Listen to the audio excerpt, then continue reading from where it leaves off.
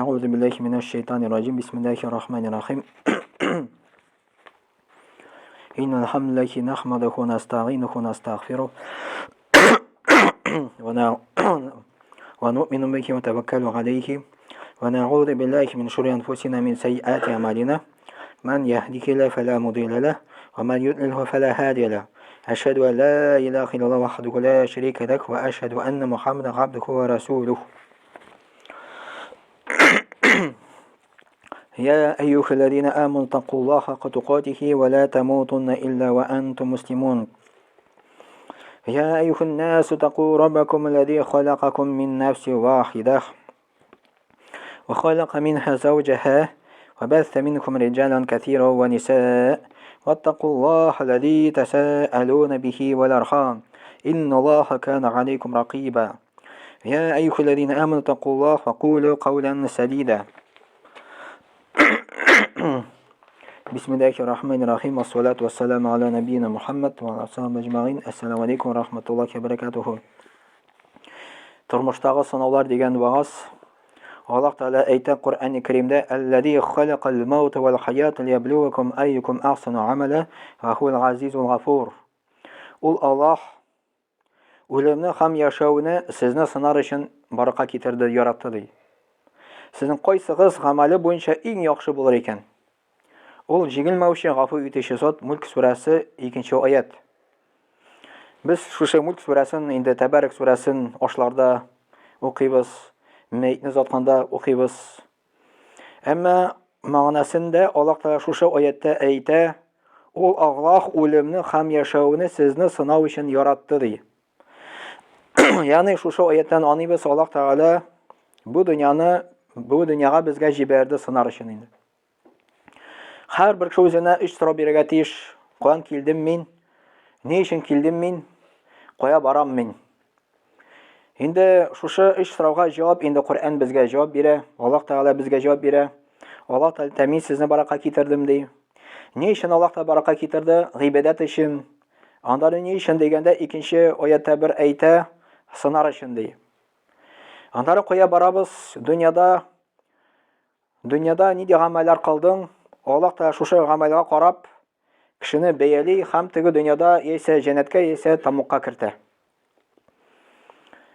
Andari bu so'z kishining Allohga ibtila, ya'ni bala qoza deb aytamiz, sinov deb aytamiz. Arabcha sinovning ma'nosi ibtila deb keladi. Bu so'z ibtila ixlosdan ishonuvni oshliqlash uchun turli og'irliklar ham rohatliklar bilan sinov uchun o'z ishini oladi degan.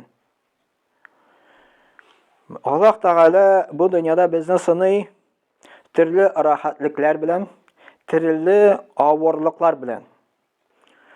Rohatliklarni Alloh taolo berar, kishi Allohga shukr etarmikan deb, og'irliklarni berar, u sabr etarmikan deb. Alloh taolo aytadi: "Va nabluukum bi sharri wal khayri fitnah va ilayna turja'un." Anbiya surasida 35-oyatda Alloh taolo aytadi: "Biz sizni nosharlik ham yaxshilik bilan fitna bo'laroq sinaymiz. Ham siz bizga qaytaralashaqsiz" deydi. Anbiya surasi 35-oyatda. Shu oyatda Alloh taolo aytadi: "Biz sizni nosharlik bilan da sinaymiz" deydi, yaxshilik bilan da sinaymiz deydi. Fitna shekilli deydi, fitna. Ya'ni fitna ruscha tarjima etiladi iskusheniya deydi endi. Kishi fitnalana.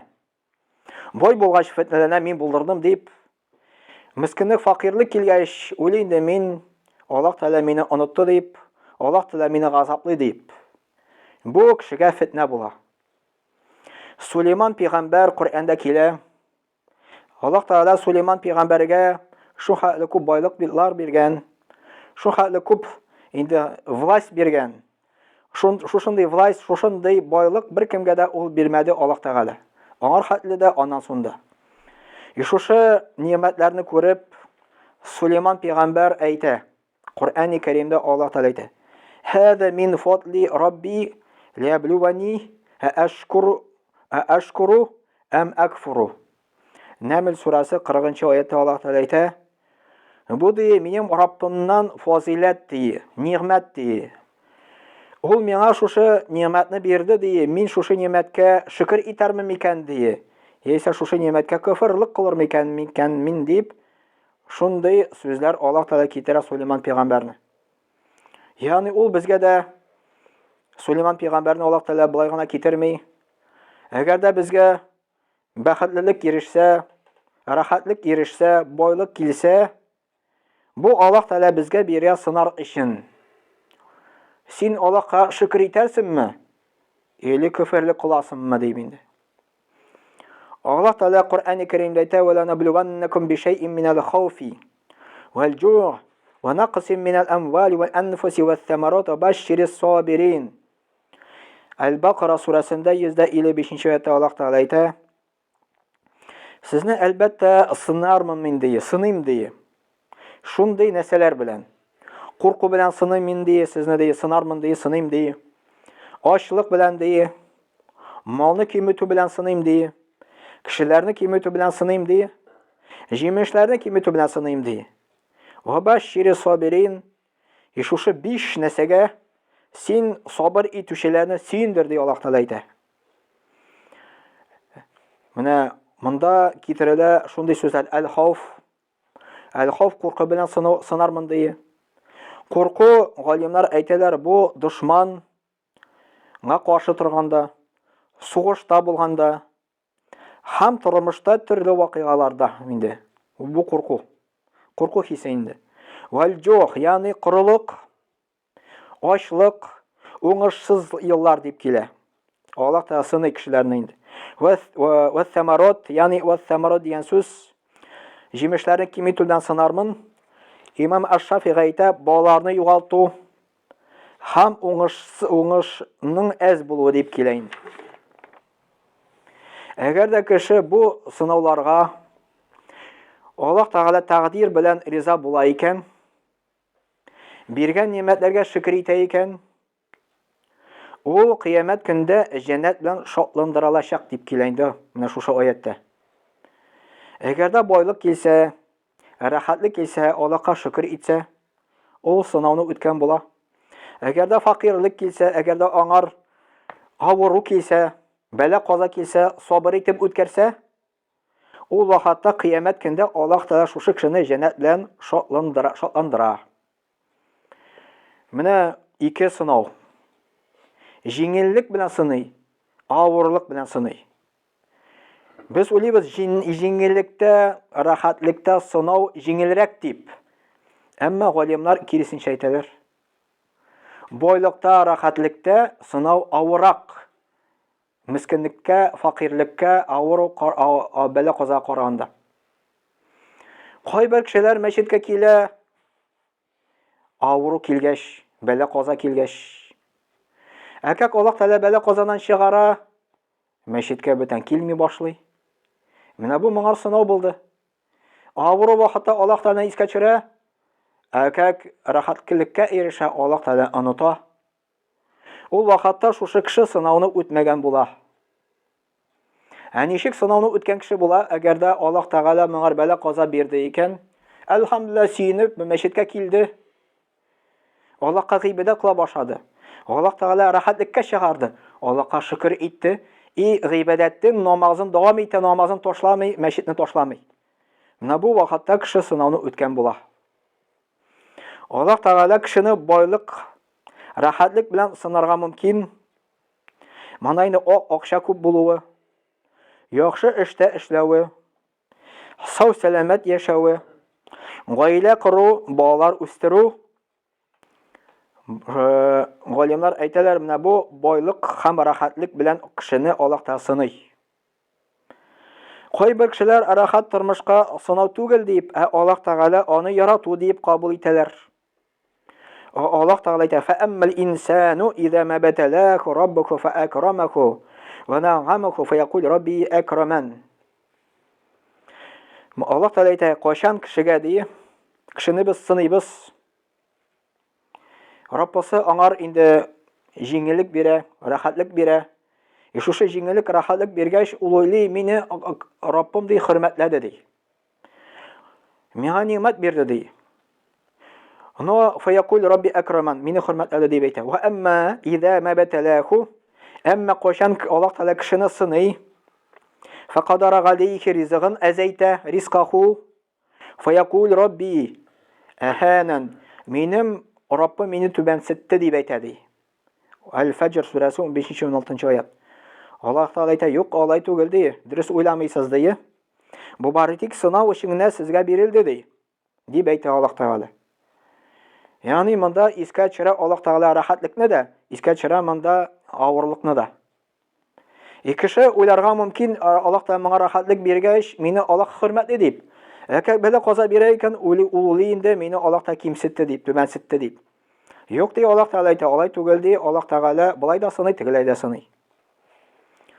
Кайбер кешеләр Аллаһка ышансан, намаз укысан, ураза тотсан, садака бирсән, сынаулардан котыласың дип уйлый. Ләкин Аллаһ Тәгалә иманы инкар итә. Кайбер кеше уйлый, намазга бассам, ураза тота башласам, Аллаһка табына башласам, все, миңа бәла каза килмәс дип. Аллаһ Тәгалә бу турында нәрсә дип әйтә? Юк ди, Аллаһ Тәгалә моны инкар итә.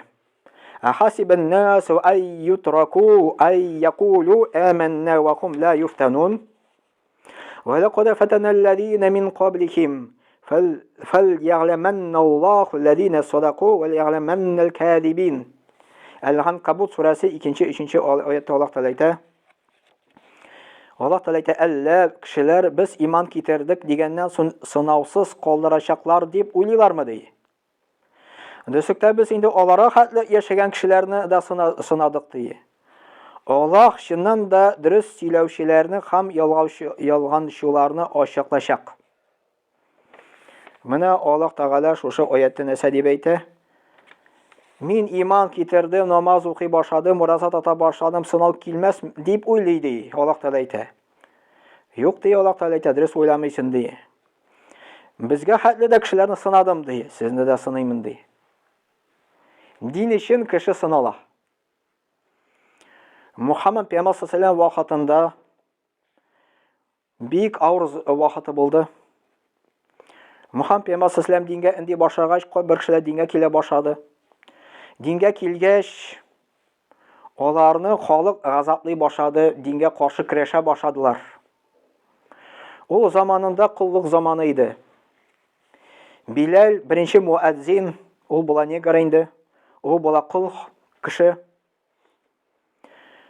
Аның хуҗасы динне кабул иткән өчен, инде Аллаһка ышанган өчен, Аллаһ Тәгалә бер дип әйткән өчен, шүлгә чыгарып, моны эссегә, өстенә кызган тош куя, шулай итеп аны газаплый. Ул Аллаһ бер дип әйтә. Диннән китми.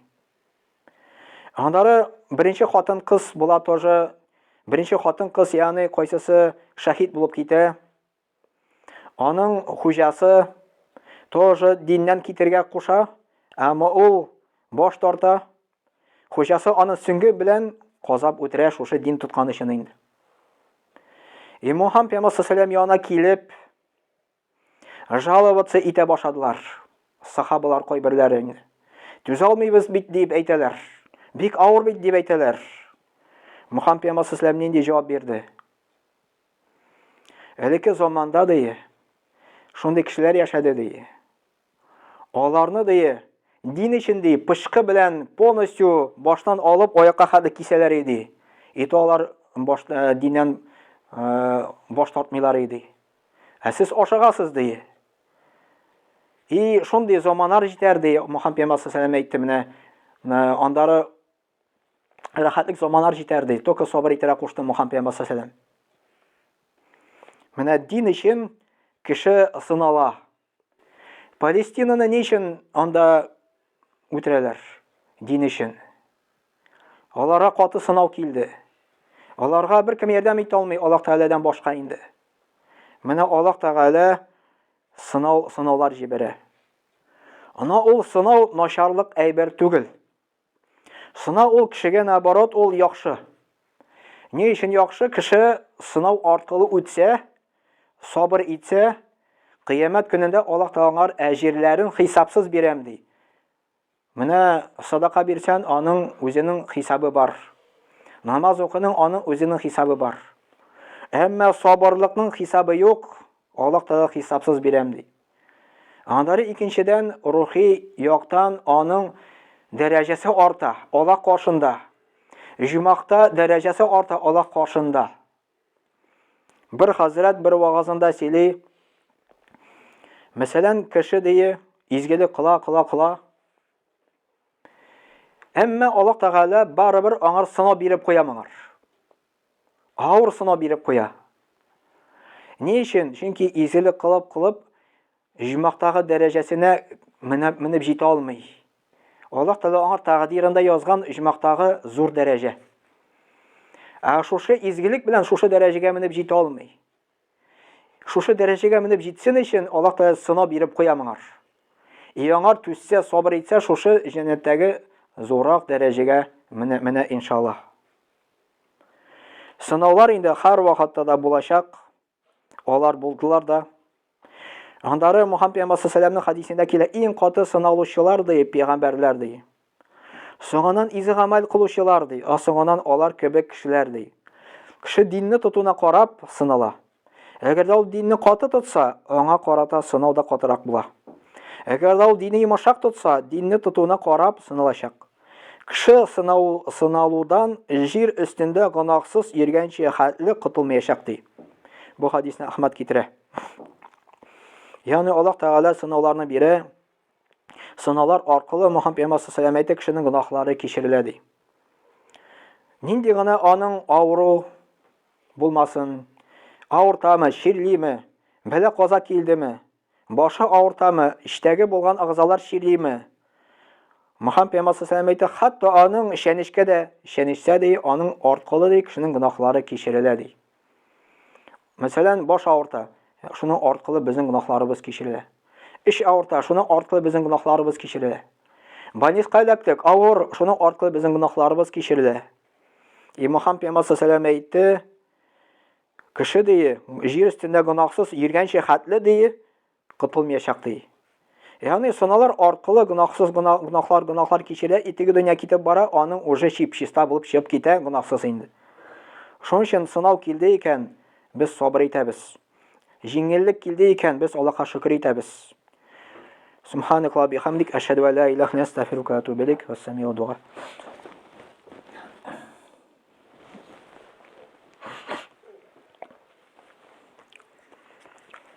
إن الله وملائكته يصلون على نبيه يا أيها الذين آمنوا صلوا عليه وسلموا تسليما اللهم صل على محمد وعلى آل محمد بعدد من صلى وصوم اللهم بارك على محمد وعلى آل محمد بعدد من قعد وقام وصل وسلم عليه وعلى جميع الأنبياء والمرسلين وعلى ملائكتك المقربين وعلى أهل طاعتك أجمعين من أهل السماوات والأرضين وارحمنا واحشرنا معهم برحمتك يا أرحم الراحمين اللهم ارحم الخلفاء الراشدين وأمراء الماضين الذين قضوا بالحق وكانوا يعدلون اللهم اغفر للمؤمنين والمؤمنات والمسلمين والمسلمات الأحياء منهم والأموات إنك مجيب الدعوات ورافع الدرجات ومنزل البركات وقاضي الحاجات برحمتك يا أرحم الراحمين اللهم انصر من نصر الدين واخذل من خذل الدين عباد الله إن الله يأمر بالعدل والإحسان وإيتاء ذي القربى وينهى عن الفحشاء والمنكر والبغي يعظكم لعلكم تذكرون واذكروا الله العلي العظيم الحي القيوم يذكركم واشكروه يزيدكم واستغفروه يغفر لكم ولذكر الله تبارك وتعالى أعلى وأول وعز وأجل وأعظم وأتم وأكبر وصلى الله على نبينا محمد وعلى آله وصحبه أجمعين وأقيم الصلاة.